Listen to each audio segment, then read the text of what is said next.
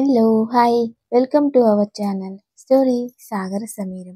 కథలోకి వెళ్ళిపోదాం. సమీర మధ్యరాత్రి లేచి ఫ్రెష్ అయి సాగర్‌ని లేపుతుంది. ఏంటి జాను బంగారం అంటాడు ఆర్యన్. లేచి ఫ్రెష్ అయి నీ రూమ్‌కి వెళ్ళి పడుకో. మళ్ళీ ఎవరైనా చూస్తారు అంటుంది సమీ. ఆర్యన్ సమీని తన మీదికి లాక్కొని రొద్దున్నే ఎవరూ చూడకుండా నా తిప్పలేవో నేను పడతానులే జాను బంగారం. ప్లీజ్ బేబీ అంటాడు. సరే అంటుంది సమీ. రేపటి నుండి నువ్వింట్లో ఏం జరిగినా నా మీద కోప్పడకూడదు అంటాడు ఆర్యన్. ఏం జరిగినా అంటే ఏంటి మీనింగ్ అంటుంది సమీ. అది మిథున నాతో క్లోజ్గా ఉన్నా నేను తనతో క్లోజ్గా ఉన్న ట్యాగ్ చేసినా ఏం చేసినా సరే అంటాడు ఆర్యన్. సమీ కోపంగా గొంతు పట్టుకొని క్లోజ్ అంటే దాంతో రాసుకు పూసుకు తిరుగుదాం అనుకుంటున్నావా చంపేస్తా అంటుంది సమీ. ఆర్యన్ నవ్వుతూ నేనెందుకు అలా చేస్తానే అంటాడు. అలా చేసేదే మీరు. నాకు తెలీదా ఏంటి మీ సంగతి? మీ చేతులు అస్సలు కుదురుగా ఉండవు అంటుంది సమీ. ఆ ఉండవు నిజమే. అది నీ వంటి మీద మాత్రమే తింగరబుచ్చి అంటూ చేతులతో ఒళ్ళంతా తడుముతూ ఉంటాడు. సాగర్ టాపిక్ మార్చకుండా ఏంటో చెప్పు అంటుంది సమీ. ముందు నీ సంగతి తర్వాతే ఆ సంగతి అంటాడు సాగర్. తప్పదు. నా నిద్ర చెడగొట్టినందుకు నీకు ఈ పనిష్మెంట్ అంటాడు ఆర్యన్. కాసేపటి తర్వాత జాను కొన్ని విషయాలు బయట పెట్టాలంటే కొన్ని తప్పదు. కాబట్టి నువ్వు కొంచెం కూల్‌గా ఉండు అన్నట్టు ఆ జై నువ్వు మిథున అనుకుని నీ దగ్గరకొస్తాడేమో డౌట్ రాకుండా మేనేజ్ చెయ్. అంతేకాదు వాడికి కాస్త దూరంగా కూడా ఉండు అంటాడు ఆర్యన్. ఓహ్! జెలసీనా అంటుంది సమీ. అవునే నువ్వు జాగ్రత్త అని ఒక ముద్దు పెట్టి తర్వాత అక్కడి నుండి తన రూమ్‌కి వెళ్ళిపోతాడు. ఆర్యన్ పొద్దుటే జిమ్ చేసొచ్చి హర్ష, సిద్ధు, జై అక్కడ కూర్చుంటే వాళ్ళ దగ్గర వచ్చి కూర్చుంటాడు. సమీ కాఫీ తీసుకురా అంటాడు ఆర్యన్. ఇద్దరూ కాఫీ తెస్తారు. అందరూ ఒకరి ముఖాలు ఒకళ్ళు చూసుకుంటారు. మాది కడుపు అనుకున్నారా ఇంకేమైనా అనుకున్నారా? పొరపాటున సమీ అన్నాననుకో ఇద్దరూ రావడమేనా? ఆర్యన్ నీ సంపాదన వీళ్ళు చేసే వేస్ట్ ఖర్చులకే సరిపోయేట్టుంది అంటాడు చిరాగ్గా హర్ష. నా మొగుడికి లేని బాధ నీకెందుకురా అంటారు ఇద్దరు. అది కూడా ఒకేసారి. ఒకసారే టైమింగ్తో అలా అనేసరికి అందరికీ ఆశ్చర్యంగా ఉంటుంది. హర్ష, ఆర్యన్ ఒకళ్ళ దగ్గర సిద్ధు, జై ఒకళ్ళ దగ్గర తీసుకుని మిగతావి మీరు తాగి సంజు, సిరికి కూడా ఇవ్వండి అని చెప్తారు. అందరూ ఆ తర్వాత రెడీ అవ్వడానికి వాళ్ళ రూమ్లోకి వెళ్ళిపోతారు. సమీర్ టిఫిన్ రెడీ చేసి తన రూమ్కి వెళ్తుంటే ఆర్యన్ సడన్గా తన రూమ్లోకి లాగేసి డోర్ లాక్ చేస్తాడు. ఏంటి సాగర్ ఇది ఎవరైనా చూస్తారు అంటుంది సమీ. అది సరే ఏంటి గెటప్? అవునా ఏంటి ఏమైంది ఈ డ్రెస్కి అంటుంది సమీ. అసలే ఉక్కగా ఉంటే ఇంత పైదాకా కాలర్ ఉన్న డ్రెస్ వేసుకున్నా ఎందుకు బంగారం అంటాడు ఆర్య. సమీర కోపంగా చూస్తూ అంతా తమరి నిర్వాకమే అని మెడ మీద ఎర్రగా ఘాట్లు చూపిస్తుంది. ఆర్యన్ ఓ సారీ బేబీ అని అక్కడ కిస్ చేస్తాడు. అంతలో ఆర్యన్ రూమ్ డోర్ ఎవరో కొడతారు. అయ్యో సాగర్ ఎవరో వచ్చారు ఇప్పుడెలా అని కంగారు పడుతుంది సమీ. ఆర్యన్ మెల్లగా తన బాల్కనీ నుండి జంప్ చేయించి పక్క రూమ్లోకి పంపించి హడావిడిగా డోర్ తీస్తాడు. ఎదురుగా జైన్ చూసి కొంచెం టెన్స్ ఫీల్ అవుతాడు. ఏమైంది ఆర్యన్ డోర్ ఇంతసేపు తీసావు అని అడుగుతాడు జై. వాష్రూమ్లో ఉన్నాను జై అంటాడు ఆర్యన్. ఓ ఆర్యన్ నీకు ఎవరి మీద అయినా అనుమానం ఉందా? దేని గురించి జై అంటాడు ఆర్యన్. ఏం లేదు ఆర్యన్ జరుగుతున్నవి చూస్తుంటే ఇదేదో శత్రువుల పని అని అర్థమవుతుంది. అందుకే నీకెవరి మీదైనా అనుమానం ఉందా అని అడుగుతున్నా అంటాడు జై. బిజినెస్ ఫీల్డే అలాంటిది జై. నీకు తెలియందేముంది? ఎవరు చేశారో నేను ఖచ్చితంగా కనుక్కుంటాను. నువ్వేం వర్రీ అవ్వకు అంటాడు ఆర్యన్. సరే అని రూమ్లో నుండి వెళ్ళిపోతాడు జై. ఆర్యన్ బెడ్ మీద కూర్చొని ఇప్పటికిప్పుడు ఇలా జై ఎందుకు అడిగాడు అని ఆలోచిస్తూ ఉంటాడు. కాసేపటికి సిద్ధు బాయ్ రా ఆఫీస్కి టైం అవుతుంది అని పిలుస్తాడు. ఆర్యన్ రెడీ అయి కిందికి రాగానే సమీరాలు ఇద్దరు మిగతా వాళ్ళని వదిలేసి ఆర్యన్కి చెరో పక్క నిలబడి చెరొక ఐటెం పెడుతూ ఉంటారు. తిను సాగర్ నీకు ఇష్టమని కష్టపడి పెసరట్టు చేశాను తిను అంటుంది రెండో సమీర. మార్నింగ్ మార్నింగ్ అంత హెవీ ఫుడ్ ఇంకా ఆయిల్ తింటే నీకు హెల్త్కి మంచిది కాదు. ఇడ్లీ చేశాను తిను అంటుంది ఒకటో సమీర. సాగర్ నేను పెట్టిందే తింటాడు. కాదు ఆయన నేను చెప్పిందే చేస్తారు అని నువ్వంటే సరిపోదు. నేనే ఆయన భార్యని. ఏది ఆయన చెప్పమను ఆ మాట అంటుంది రెండో సమీర. ఏమండి చెప్పండి అని తిరిగి చూస్తే ఆర్యన్ అక్కడ లేడు. జై, హర్ష ఇద్దరూ కోపంగా చూస్తూ ఉంటే ఇద్దరూ సైలెంట్‌గా లోపలికి వెళ్ళిపోతారు. జైకి ఏం అర్థం కావట్లేదు. ఎంత ప్రయత్నించినా ఎవరు ఎవరో తెలుసుకోలేకపోతున్నాడు. ఇద్దరు ఆర్యన్ దగ్గర ఒకేలాగా బిహేవ్ చేస్తున్నారు. చిన్న క్లూ కూడా దొరకట్లేదు. జై తన మిథున ఆర్యన్ భార్యనని చెప్తుంది. అన్న మాటలు మిథున మీద విపరీతమైన కోపం తెప్పిస్తున్నాయి. కానీ అది ఎవరి మీద చూయించాలో తెలియక తనలో తానే సతమతమైపోతూ ఉంటాడు జై. జై ఈవినింగ్ గార్డెన్‌లో కూర్చొనుంటే కాఫీ తీసుకొనొస్తుంది సమీర. జై, ఇదిగోండి కాఫీ తీసుకోండి అని జై ఎదురుగా కూర్చుంటుంది. కాఫీ తీసుకుని జై అలాగే చూస్తూ ఉంటాడు. ఎందుకు నన్ను అలా చూస్తున్నారు అని అడుగుతుంది సమీర. మీరు ఎవరా అని మీకేమనిపిస్తుంది? అదే తెలిస్తే ఈ బాధ ఎందుకు? మీరు మిథునని ప్రేమించారా? ప్రాణం కంటే ఎక్కువగా అంటాడు జై. నిజమే చెప్తున్నారా? అంటుంది సమీ. అబద్ధం చెప్పాల్సిన అవసరం నాకేముంటుంది అంటాడు జై. అబద్ధం అని నేను అనలేదు. మీ ప్రేమలో ఉన్న నిజాయితీ ఎంత అని అడుగుతున్నాను అంటుంది సమీ. అంటే మీరు ప్రేమించారా లేక ప్రేమించాలని భ్రమపడ్డారా? చాలా ఆవేదన నిండిన గొంతుతో లేదు, నేను నిజంగానే మిథునని ప్రేమించాను. తనే నా ఊపిరిగా జీవించాను అంటాడు జై. మరి ఆ ఊపిరిని మాత్రం గుర్తించలేకపోయారు అంతేనా? అంటుంది. మీరిద్దరూ అచ్చం ఒకేలాగే ఉన్నారు. ఎలా తెలుసుకోవాలి? అంటాడు జై మనసుతో. మీ ప్రేమకి ఇది పరీక్ష. మీ ఓర్పుకి, నమ్మకానికి పరీక్ష. మీరు మీ కళ్ళు చూస్తున్న దానిని కాదు, మీ మనసును చెప్తున్నది వినండి. ఆ మనసునే ప్రశ్నించండి. అదే మీకు అన్ని ప్రశ్నలకు జవాబిస్తుంది. మీరు నిజంగా మిథునని ప్రేమిస్తే తను ఏం చేసినా కారణం ఉందని నమ్ముతారు. నాకు మీ ప్రేమలో నమ్మకం కనిపించట్లేదు అంటుంది సవి. మరి ఆర్యంది నిజమైన ప్రేమ? తను అంత గొప్పగా సమీరని ప్రేమించాడా? నేను మిథునని అలా ప్రేమించలేదని అంటున్నారా? అంటాడు జై నవ్వుతూ. ఒకరి ప్రేమకి ఇంకొకరి ప్రేమతో పోలికేంటి? ఈ సృష్టిలో ప్రతి ప్రాణి ప్రేమిస్తుంది. మీ తల్లి మిమ్మల్ని ప్రేమించే ప్రేమకి సరిపోయే ప్రేమ ఎక్కడైనా దొరుకుతుందా? అంటుంది సమి. జై ప్రశ్నార్థకంగా మొహం పెట్టి లేదు అని చెప్తాడు. మీ అమ్మగారిపై మీరు చూపించే ప్రేమ మిథున మీద చూపించే ప్రేమకి భేదం లేదా? అంటుంది సమి. ఉంది అంటాడు జై. రెండు ప్రేమలే, కానీ వాటి యొక్క తీవ్రత వేరు. అలాగే నీది ప్రేమే, అదేంది కూడా ప్రేమే. ఒకళ్ళతో ఒకళ్ళకి పోలిక కుదరదు. ప్రేమ అనేది ఒక అనిర్వచనీయమైన అనుభూతి. ప్రేమలో రోజులు గడిచే కొద్దీ బంధం బలపడుతుంది. ఒక మనిషి తన మనసులో ఎదుటి వ్యక్తి స్థానం, వాళ్ళ తాలూకు భావనల తీవ్రత, తనతో ముడిపడిన క్షణాలు, కలిసి గడిపిన సమయం, పంచుకున్న జ్ఞాపకాలు ఇలా ఎన్నో ప్రేమను ప్రభావితం చేస్తాయి. అవధులు దాటి తననే మనసంతా నింపుకున్న ప్రేమకు పరిమితులు, పరిధులు, బాహ్య ప్రపంచం స్పృహ ఉండవు. నువ్వు కూడా అన్నింటినీ దాటుకొని నీ మనసులో ఉన్న ప్రేమని బయటకు తీ.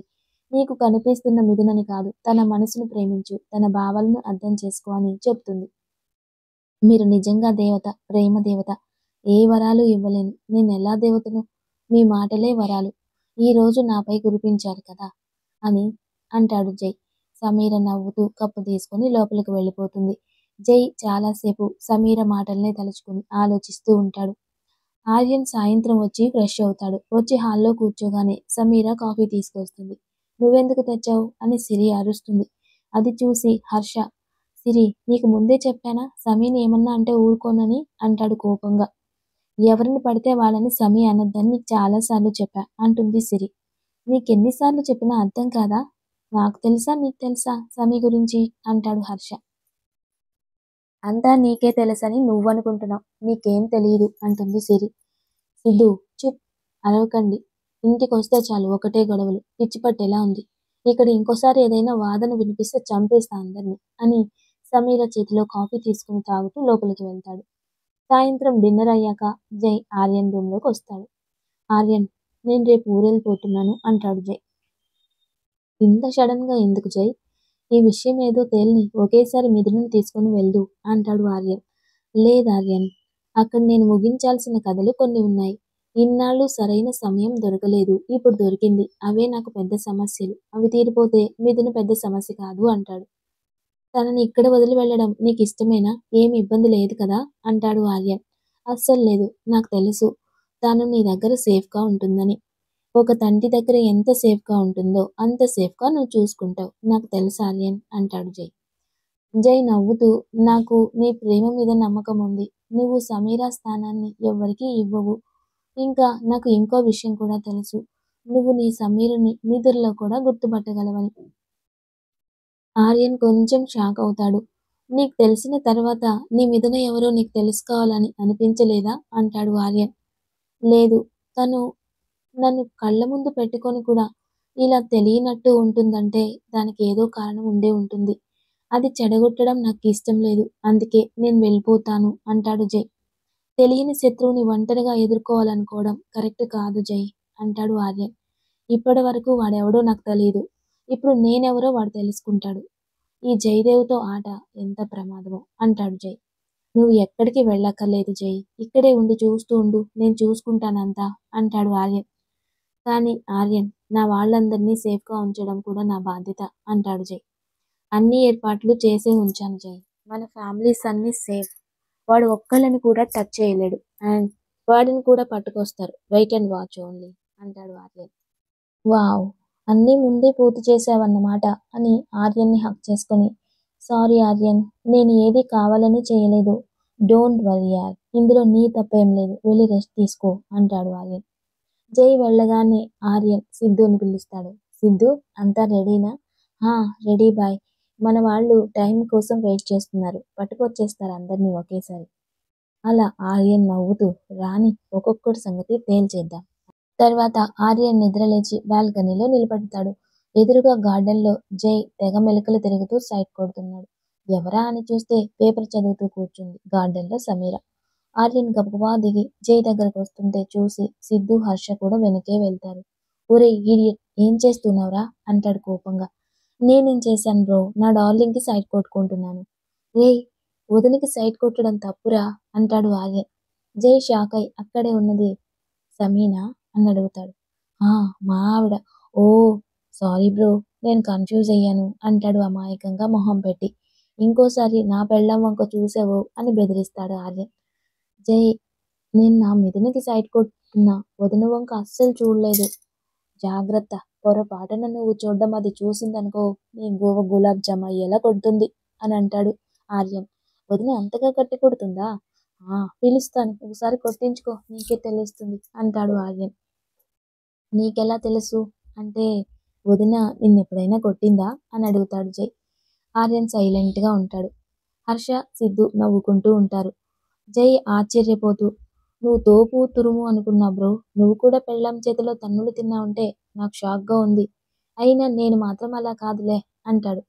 హలో తోపైనా తురుమైనా మా బాబీల ముందు మీరెందుకు పనికిరారు అంటాడు సిద్ధు. సిద్ధు నువ్వు మా పార్టీరా అంటాడు జై. అదంతా జాంతానై. నేను మాత్రం మా బాబీ పార్టీని అంటాడు సిద్ధు. ఏంటి బ్రో ఇది? ఆర్యన్ నవ్వుతూ పెళ్ళయ్యాక ఇలా మాట్లాడకూడదు జై. పెళ్ళాం చెప్తే వినాలంతే అని అక్కడి నుండి సమీరా దగ్గరకు వెళ్ళిపోతాడు. అంటే బ్రో రిమోటా? ఆ! మా సమీ చేతిలో ఉంది ఆయన రిమోట్ అంటాడు హర్ష. నీ రిమోట్? మిథున చేతిలో అని నవ్వుతాడు సిద్ధు. అవును బ్రో అక్కడ ఉంది వదిన అని చెప్పాడు. ఒకసారి టెస్ట్ చేద్దామా ఎవరు? టెస్ట్ చేయడం ఎందుకు? కన్ఫర్మ్‌గా మా బాబీయే. నీకెలా తెలుసు? అక్కడ చూడు మా బాబీ ఏం చేస్తుందో. ఇదేంటి పేపర్ తిరగేసి ఎలా చదువుతుంది? పేపర్ చదవడమా దాని బొంద. క్లాస్ పుస్తకాలే సరిగ్గా చదవదు. ఇంక పేపర్ ఎప్పుడు చదవాలి? ఆర్యన్ పేపర్ లాగేసి "ప్రొద్దుటే ఏంటిది?" అంటాడు. హిహి అని వెర్రి నవ్వు నవ్వుతుంది. నువ్వేమీ చిన్న పిల్లవు కాదే. ఇలా ప్రొద్దున్నే చాక్లెట్ తినడానికి. కనీసం బ్రష్ అన్నా చేశావా లేదా? లేదు అని తల అడ్డంగా ఊపుతుంది సమీ. ఆర్యన్ కోపంగా పోవే లోపలికి అని అరుస్తాడు. సమీర సైలెంట్‌గా లోపలికి వెళ్ళిపోతుంది. ఆర్యన్ టిఫిన్ చేశాక హాల్‌లో కూర్చొని వర్క్ చేసుకుంటూ ఉంటాడు. సిద్ధు కూడా పక్కనే కూర్చొని వర్క్ చేసుకుంటాడు. జై కూడా వర్క్ చేసుకుంటూ ఉంటాడు. హర్ష గేమ్స్ ఆడుకుంటూ ఉంటాడు. సాగర్ ఆఫీస్‌కి వెళ్ళవా? అంటుంది సమీ. లేదే వెళ్ళను అంటాడు ఆర్యన్. అదేంటి ఏదో ఇంపార్టెంట్ వర్క్ ఉందన్నావు కదా అంటుంది సమీ. అయినా వెళ్ళను అంటాడు ఆర్యన్. ఏమైంది నీకు ఇలా మాట్లాడుతున్నావు అంటుంది సమీ. చిరాగ్గా మొహం పెట్టి జై డిపో మీద ఒక్కటిచ్చి వీడు కన్‌ఫ్యూజ్ అయ్యి మిథున అనుకొని నీకు సైట్ కొడుతున్నాడే నేను వెళ్ళను అంటాడు ఆర్యన్. సమీర నవ్వుతుంటే మిథున కోపంగా కళ్ళెర్ర చేస్తుంది. జై తల మీద రుద్దుకుంటూ బ్రో ఇప్పుడు అసలు కన్ఫ్యూజ్ అవ్వను అని ఉరిమి చూస్తున్న మిథున దగ్గరికి వెళ్ళి ఇదిగో ఇదే నా డార్లింగ్ అంటాడు. అందరూ అబ్బా చా అంటారు.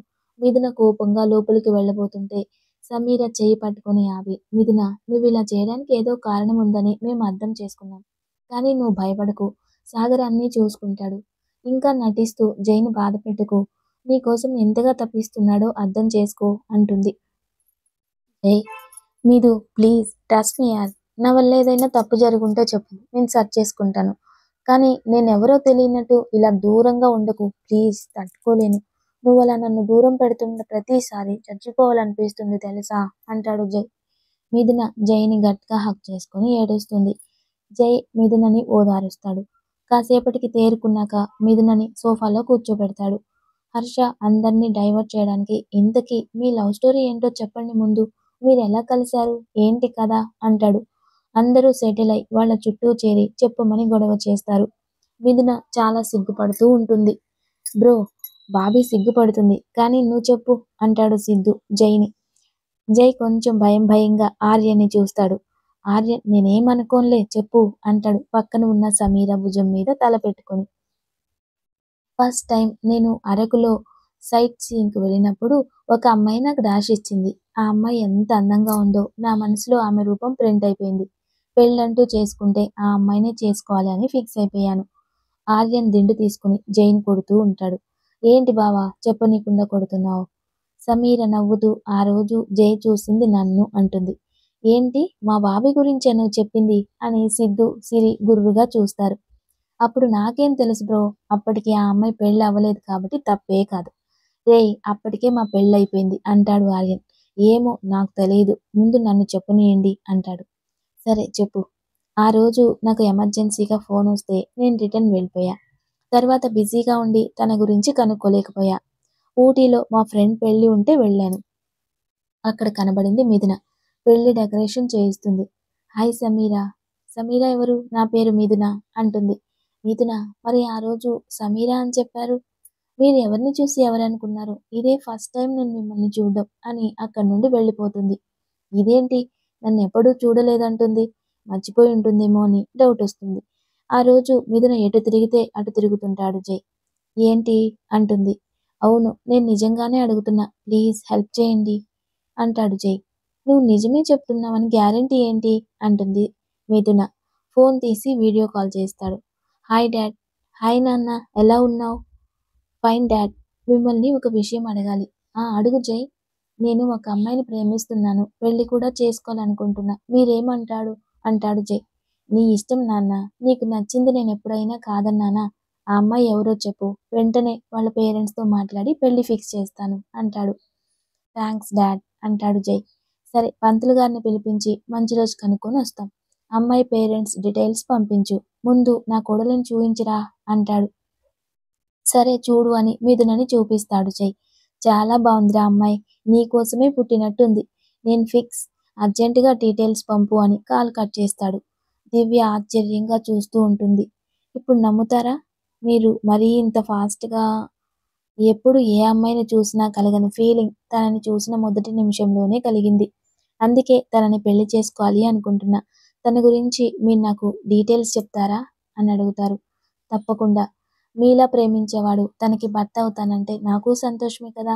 తనకి ఈ ప్రేమల మీద నమ్మకం లేదు. మీరు డైరెక్ట్ పెళ్లి ప్రపోజల్తో వెళ్తే బెటర్. వాళ్ళ నాన్న నవీన్ గారు నర్సుని నడుపుతున్నారు. వాళ్ళమ్మ లత ఇంట్లోనే ఉంటారు.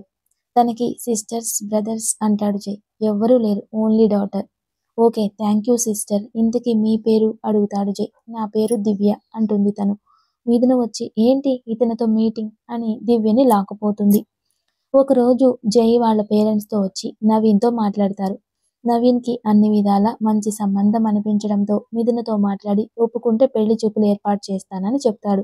మిథున నవీన్ గారికి ఇష్టమని చెప్పడంతో పెళ్లి చూపులకి రమ్మని చెప్తాడు. దివ్య మిథునని అందంగా రెడీ చేస్తుంది. అబ్బా మిథు ఎంత అందంగా ఉన్నావో తెలుసా. చూస్తుంటే నాకే ముద్దొచ్చేస్తున్నావు అంటుంది.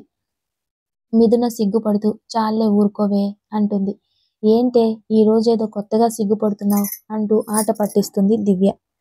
దివ్య అబ్బాయి వాళ్ళు వచ్చేశారు. మిథునని తీసుకురా అంటుంది లతగారు. దివ్య మిథునను తీసుకొస్తుంది. మిథున తలదించుకుని వచ్చి వాళ్ళ నాన్న పక్కన ఉన్న చైర్లో కూర్చుంటుంది. అరుణ జై వాళ్ళమ్మ. నీ పేరేంటి అని అడుగుతుంది. ఆమె వైపు చూస్తూ మిథున అంటుంది. ఒకసారి తల పైకెత్తి మా అబ్బాయిని చూడు. మరీ ఇంత సిగ్గుపడితే ఎలా అంటుంది ఆవిడ. మిథునకి సిగ్గు ముంచుకొస్తుంది. తల ఎత్తి చూడాలని ఉన్నా చూడలేకపోతుంది. అందరూ చెప్పడంతో కళ్ళు మాత్రం పైకెత్తి చూస్తుంది. అక్కడ నవ్వుతూ జై కనపడగానే చిన్నపాటి షాక్, ఒకంత అయోమయానికి గురవుతుంది. జై తనని గమనించి నవ్వి ఊరుకుంటాడు. పెద్దవాళ్ళు మాట్లాడుకుంటూ ఉంటారు. ఇద్దరిని మాట్లాడుకోమని మిథున రూమ్లోకి పంపిస్తారు ఇద్దరిని. మిథునకి ఏం మాట్లాడాలో అర్థం కావట్లేదు. జై మాత్రం కూర్చొని మిథుననే కన్నార్పకుండా చూస్తూ ఉన్నాడు. ఆ చూపులు మిథునలో ఏదో కలవరం కలిగిస్తున్నాయి. జై మిథున చేయి పట్టుకుని పక్కనే కూర్చోబెట్టుకుని తన కళ్ళల్లోకి చూస్తూ నన్ను పెళ్లి చేసుకోవడం నీకు ఇష్టమేనా అని అడుగుతాడు. మిథున ఇష్టమే అన్నట్టు తల ఊపుతుంది. మొన్న బాగానే సమాధానం చెప్పావు, మరి ఇప్పుడేమైంది? నోరు తెరవట్లేదు అంటాడు జై. అయినా మిథున మౌనంగానే ఉంటుంది. జై నవ్వుతూ నువ్వు సమాధానం చెప్పడానికే ఇంత సిగ్గుపడుతుంటే రేపు ఫస్ట్ నైట్ రోజు నా పరిస్థితి అంటూ కొంటిగా అంటూ ఉంటాడు. ఆ మాటలకు మిథున బుగ్గల్లో కెంపులు పూస్తాయి. అక్కడ కూర్చోలేక లేచి కిటికీ వైపు తిరిగి నిలబడుతుంది. జై అటూ ఇటూ చూసి నెమ్మదిగా డోర్ లాక్ చేసి వెనుక నుండి మిథునని గట్టిగా హగ్ చేసుకుంటాడు. మిథున ఒళ్ళు జల్లుమంటుంది. ఎలాగో గొంతు పెగుల్చుకుని ప్లీజ్ వదలండి అంటుంది. ఒక ముద్దిస్తే వదులుతా అంటాడు జై. ముద్దా అని ఆశ్చర్యంగా నోటి మీద 2 చేతులు వేసుకుంటుంది. ఏంటి మరీ అంతా షాక్ అవుతున్నావు? బయట మన ఫస్ట్ నైట్ ముహూర్తం పెడుతున్నారు. నువ్వు ఈలోగా ఒక ముద్దిస్తే అడ్జస్ట్ చేసుకుంటా అంటాడు. అదేంటి పెళ్ళికి కదా ముహూర్తం? అప్పటిదాకా ఆగలేను. ముందే శోభను ముహూర్తం పెట్టించమని చెప్పాను. ఎలా ఉంది నా ఐడియా అంటాడు కొంటెగా జై. మిథున కోపంగా ఏడ్చినట్టుంది. పెళ్ళయ్యేంత వరకు నా దగ్గరకు వస్తే ఊరుకోను. అయినా పెళ్లి చూపుల్లో ఇలా ఎవరైనా చేస్తారా? అసలు ఇలా ఎవరైనా మాట్లాడతారా అంటుంది. నా మటుకు ఇవన్నీ ఓన్లీ ఫార్మాలిటీస్. నిన్ను చూసిన రోజే నేను ఫిక్స్ అయిపోయా నిన్ను నా పెళ్ళామని. అందుకే నాకేమీ అనిపించట్లేదు అంటాడు జై. నేనంటే అంత ఇష్టమా అంటుంది మిథున. ఎంత అని అడగకు, మాటల్లో చెప్పలేనంత. నేనే నువ్వైపోయేంత అంటాడు జై. మిథున ఆరాధనగా జైని చూస్తూ ఉంటుంది. ఇద్దరిని పిలవడంతో బయటికి వెళ్తారు. 6 నెలల దాకా ముహూర్తాలు లేకపోవడంతో ఆ రోజే ఎంగేజ్మెంట్ చేసుకుని పెళ్లి ముహూర్తం ఖాయం చేసుకుని వెళ్తారు. జై ఆఫీస్ వర్క్లో ఎంత బిజీగా ఉన్నా రోజు మిథునతో మాట్లాడుతూ వీలైనప్పుడల్లా కలుస్తూ ఉంటాడు. ఇద్దరు ఒకరిని విడిచి ఒకరు ఉండలేనంతగా ప్రేమలోకంలో మునిగిపోతారు. ఒకసారి మిథున పనిచేసే కంపెనీ ఓనర్ కూతురు పెళ్లి హైదరాబాద్లో ఉండడం వలన మిథున దివ్య హైదరాబాద్ బయలుదేరుతారు. ఆ విషయం మిథున జైకి ఫోన్ చేసి చెప్తుంది. ఆల్రెడీ జై హైదరాబాద్లోనే ఉంటాడు ఏదో మీటింగ్ పని మీద. పెళ్ళయ్యాక ఇద్దరు కలవాలి అనుకుంటారు. దివ్య మిథున ఇద్దరు హైదరాబాద్ వెళ్తారు. ఓనర్ వాళ్ళ ఫ్యామిలీ వీళ్ళకి బాగా క్లోజ్ అవ్వడంతో పెళ్లి పనులు చేయిస్తూ ఉంటారు. దివ్య పెళ్లి కూతుర్ని రెడీ చేస్తూ ఉంటుంది. అరే పూల జడేది? ఇంకా రాలేదమ్మా. ఇప్పుడెలా అని హడావుడి పడుతుంటే మిథున డ్రైవర్ని తీసుకుని తను వెళుతుంది తీసుకురావడానికి. పూల షాప్కు వెళ్ళి మంచి పూల జడ తీసుకొని కారులో పెడుతుంది. అంతలో తన కాలి పట్టి జారి పూల షాప్ దగ్గర పడడం చూసి తీసుకురావడానికి వెళ్తుంది. ఈలోపు డ్రైవర్ చూసుకోకుండా ఫోన్ మాట్లాడుతూ వెళ్ళిపోతాడు. మిథున చూసేసరికి కారు ఉండదు. ఫోన్, పర్స్ అన్ని కారులోనే ఉండడంతో ఏం చెయ్యాలా అని ఆలోచిస్తూ రోడ్డు మీద నడుస్తూ ఉంటుంది. కొంచెం ముందుకు వెళ్ళాక జనం పలచగా ఉన్నారు. కొంచెం చీకటిగా ఉంది. సడన్ గా ఒక కారు వచ్చి మిథునని గుద్దేసింది. ఆ దెబ్బకి మిథున ఎగిరి అంత దూరాన్ని పడుతుంది. బలమైన గాయాలతో రోడ్డుపై పడి ఉంటుంది. మిథున రాలేదని దివ్య టెన్షన్ పడి జైకి చెప్తుంది. జై కంగారుగా సిటీ అంతా వెతుకుతుంటే ఒక చోట చాలా మంది గుంపుగా ఉండడంతో దిగి వెళ్ళి చూస్తాడు. అక్కడ స్పృహ లేకుండా ఉన్న మిథునను చూసి షాక్ అవుతాడు. మిథున లే ఏమైంది నీకు అని ఏడుస్తూ తనని తీసుకుని హాస్పిటల్కి వెళ్తాడు. అక్కడ స్పెషలిస్ట్ అవసరం అంటే మిథునను తీసుకొని అప్పటికప్పుడు చెన్నై వెళ్తాడు. అక్కడ కొన్ని రోజులకి మిథున కళ్ళు తెరుస్తుంది. కానీ ఎవరిని గుర్తించే స్థితిలో ఉండదు. నవీన్, లత గారు మిథునను తీసుకొని ఇంటికి వెళ్ళిపోతారు. ఈ సీన్తో ఈ పార్ట్ కంప్లీట్ అయిపోతుంది.